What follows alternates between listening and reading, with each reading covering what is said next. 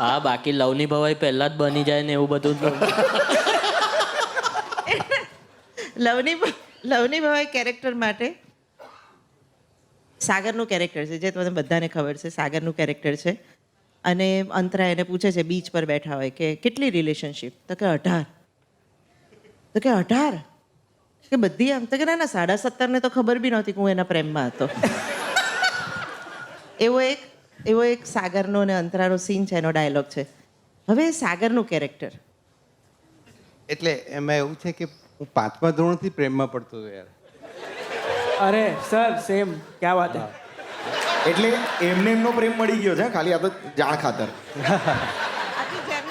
અરે પછી છે ને 6-7 મહિના રહે પછી દોડવામાં 100 મીટર દોડવામાં ક્યાંક કંઈક પડી ગઈ હોય, પછી ક્યાંક કંઈક વિચિત્ર વાળ થઈ ગયા હોય, આવું જ થયું એટલે એને કેન્સલ કરી નાખ્યું.